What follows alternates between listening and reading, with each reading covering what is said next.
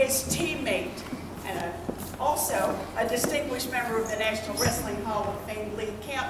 Ladies and gentlemen, outstanding American John Bardis.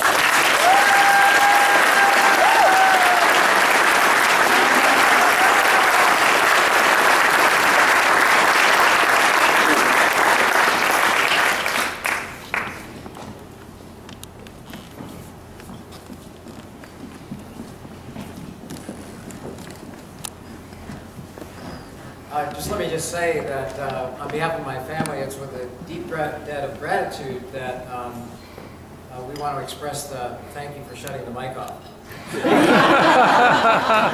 family has heard me eat and talk, and they prefer the eating. A couple of comments. Look, you know, in Genesis 36, Jacob wrestled with the angel, right? He did not wakeboard, he did not wushu, and he did not play squash.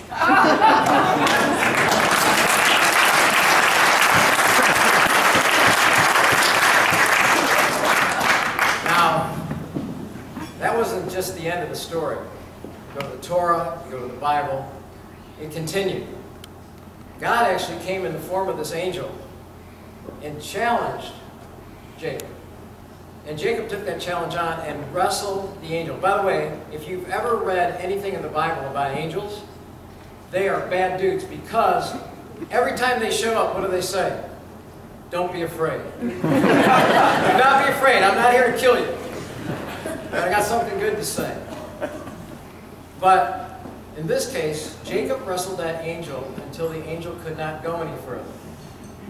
Until the angel, who was God at this time, came in the form of an angel, touched his hip and dislocated it. And Jacob limped the rest of his life. By the way, I've had 2 hip procedures. Anybody else got it? Me too. We all got them. I know a bunch of you do, right? That's why we do metal detectors at the Hall of Fame. But I was blessed to have this sport, a great high school coach, a great college experience. Lee Kemp was a guy who set me straight in lots of different ways. Number one, he was better. Let me just put that out there real quick. Number 2, I didn't want to admit.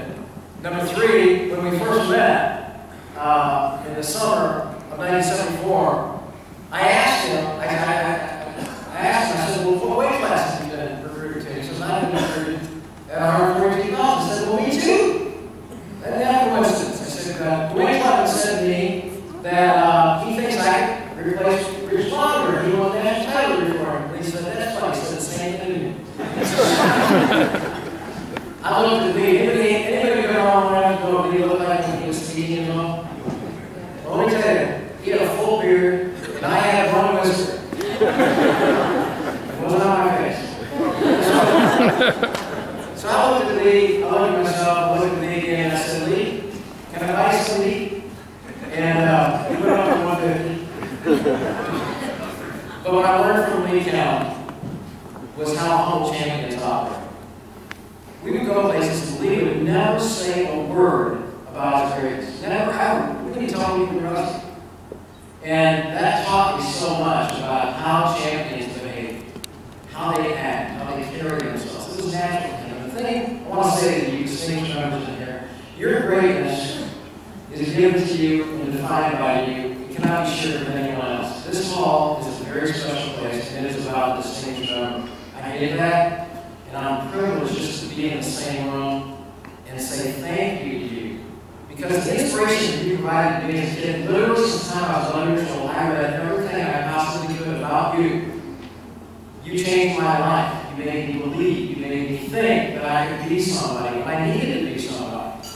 And those great champions who are coming up, Kevin Jackson, taught us how to win Olympic and world championships. Kids change their lives because they believe in you.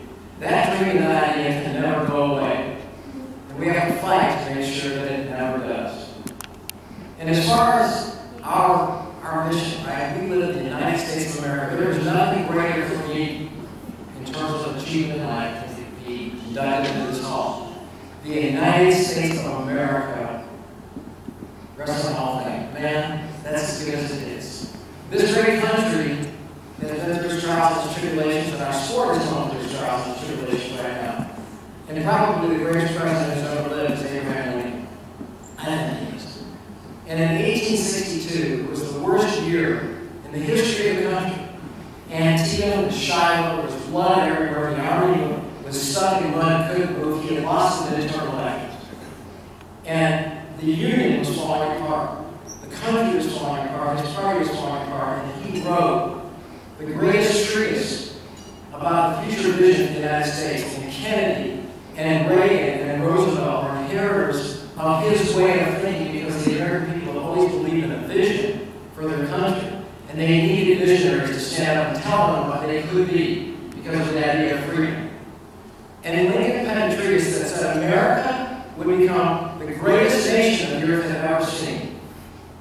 That it would be the most prosperous and the most powerful and the most just. Everything that he wrote in that treatise became true, and at the time, nothing could be further from true.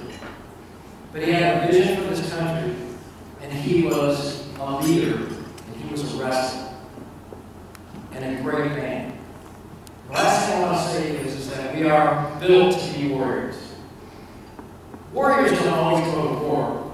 They're not always in the military. They might be warriors in the classroom for the children. They might be warriors for the community. But they are servant leaders who serve other people.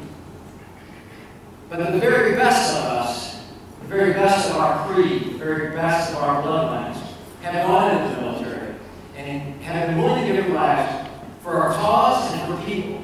For a cause they understood and people they would never meet. And what I will tell you is that their toughness and their mentality are a unique breed. They're the sheepdog of this world. When sheepdog protects the sheep, they protect from wolves who kill indiscriminately. They will kill the babies, the mothers, and they will kill indiscriminately every other sheep. And what the sheepdog will do is a single dog will take out an entire pack of wolves. And they will go and they will fight that pack all the way into the forest. And sometimes that sheepdog comes back, and sometimes it does not. And sometimes it comes back without a leg, and sometimes it just doesn't come back right. When you see our military, and we live this life, we tell them that we love our country, and we love them,